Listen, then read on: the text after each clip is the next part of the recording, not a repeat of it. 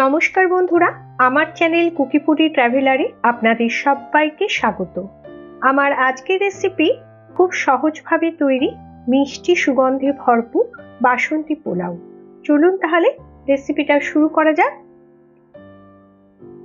বাসন্তী পোলাও বানানোর জন্য প্রথমে আমি একটা মিক্সিং বোলের মধ্যে এই মেজারিং কাপ মেপে 2 কাপ গোবিন্দভোগ চাল নিয়ে নিচ্ছি। এই মেজারিং কাপ মেপেই কিন্তু আমি পরে জল দেব। বাসন্তী পোলাও বানানোর জন্য চাল যতটা নিতে হবে ঠিক তার দ্বিগুণ পরিমাণ কিন্তু জল নিতে হবে, তাহলে পোলাওটা খুব সুন্দর ঝরঝরে হবে। এবার চালটাকে জল দিয়ে ভালো করে ধুয়ে নেব। এভাবে হালকা হাতে 1-2 বার জল পাল্টে চালটাকে ভালো করে ধুয়ে নেব, তবে খুব বেশি বার ধোবো না, তাহলে গোবিন্দভোগ চালের যে সুন্দর গন্ধ সেটা আর থাকবে না। চালটা ভালো করে ধুয়ে জল ঝরানোর জন্য আমি একটা স্ট্রেনারে ঢেলে নিয়েছি। এবার চালটাকে একটু ছড়িয়ে দিয়ে 30 মিনিটের জন্য শুকিয়ে নেব। 30 মিনিট হয়ে গেছে, চালটা একদম শুকিয়ে গেছে, খুব সুন্দর ঝরঝরে হয়েছে চালটা। এবার আমি এই চালটাকে একটা মিক্সিং বোলের মধ্যে ঢেলে নিচ্ছি। এখন চালটাকে আমি ম্যারিনেট করে নেব।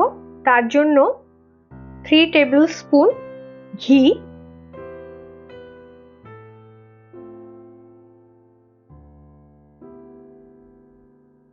1 টিস্পুন নুন, বাসন্তী পোলাও রঙের জন্য 1/2 টিস্পুন হলুদ গুঁড়ো, 1/2 টিস্পুন গরম মশলার গুঁড়ো আর 1 টিস্পুন আদা বাটা দিলাম।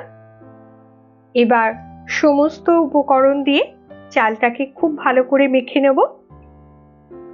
সবকিছু চালের সাথে ভালো করে মেখে নিয়ে এভাবে আরো আধ ঘন্টা রেখে দেব, এতে বাসন্তী পোলাওয়ের স্বাদটা আরো সুন্দর হয়। এবার ঢাকা দিয়ে 30 মিনিট পর ফিরে আসছি। 30 মিনিট পর ফিরে এলাম। কড়াই বসিয়ে দিয়েছি। কড়াইয়ে দিয়ে দিচ্ছি 1 টেবিল স্পুন ঘি। ঘিটাকে ভালো করে গরম করে নেব। ঘি গরম হয়ে গেছে, দিয়ে দিচ্ছি 25 গ্রাম কাজু বাদাম। এবার টেম্পারেচার লোতে রেখে কাজু বাদামটাকে কয়েক সেকেন্ড একটু হালকা করে ভেজে নেব। এবার কিশমিশটাকে ভেজে নেব।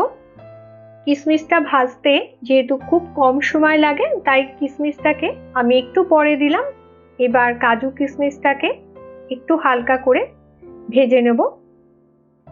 কাজু কিশমিশ ভাজা হয়ে গেছে, আমি একটা প্লেটের মধ্যে তুলে এবার রেখে দেব।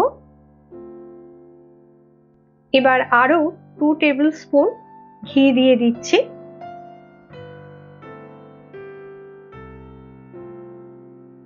ঘিটাকে ভালো করে গরম করে নেব। ঘি গরম হয়ে গেছে, দিয়ে দিচ্ছি 2টো তেজপাতা, 2টো দারচিনির টুকরো, 5টা লবঙ্গ আর 6টা ছোট এলাচ। এবার ফোড়নটাকে কয়েক সেকেন্ড একটু ফ্রাই করে নেব।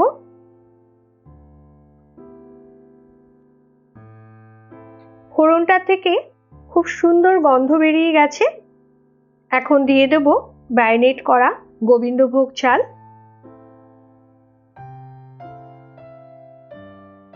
চালটা দিয়ে এবার ঘি আর ফোড়নের সাথে খুব ভালো করে 4-5 মিনিট ভেজে নেব।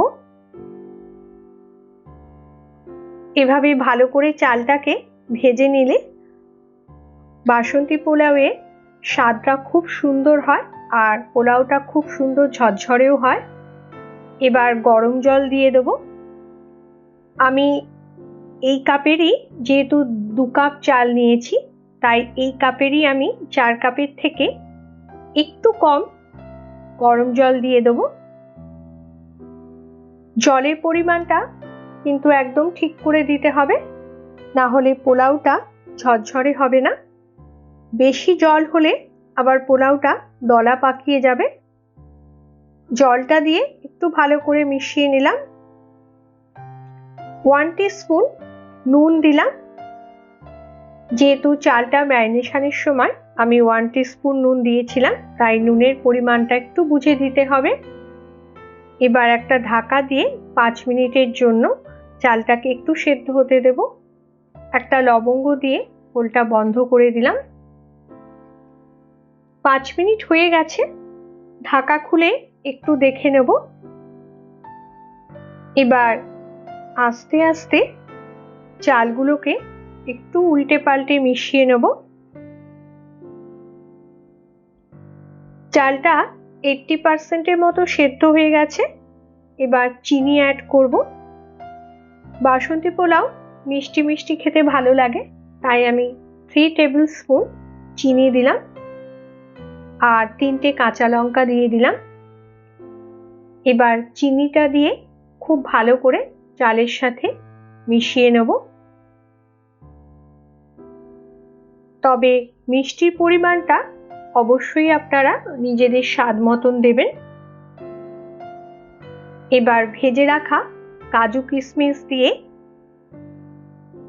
আরও একবার খুব ভালো করে চালের সাথে মিশিয়ে নেব।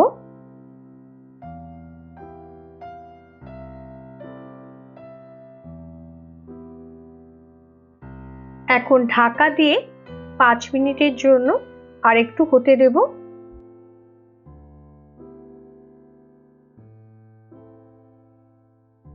5 মিনিট হয়ে গেছে। আমাদের বাসন্তী পোলাও একদম রেডি। দেখুন পোলাওটা খুব সুন্দর ঝরঝরে হয়েছে, একদম দলা পাকিয়ে যায়নি। আর পোলাওয়ের থেকে খুব সুন্দর একটা স্মেলও আসছে। চালটাও খুব সুন্দর পারফেক্ট একদম সেদ্ধ হয়েছে। এবার টেম্পারেচার অফ করে ঢাকা দিয়ে 5 মিনিটের জন্য স্ট্যান্ডিং টাইমে রেখে দেব।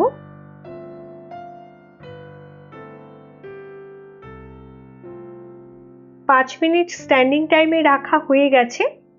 এবার নামিয়ে নিয়ে আমি একটা প্লেটের মধ্যে সার্ভ করে দেব গরম গরম বাসন্তী পোলাও। এই বাসন্তী পোলাও মাটন কষা, চিকেন কষা, আলুর দম, পনিরের যে কোনো রেসিপির সাথে সার্ভ করা যায়। আপনারাও রেসিপিটা অবশ্যই একবার বাড়িতে ট্রাই করবেন। ভালো লাগলে লাইক, শেয়ার, কমেন্ট করবেন আর আমার চ্যানেলটিকে অবশ্যই সাবস্ক্রাইব করে আমার পাশে থাকবেন।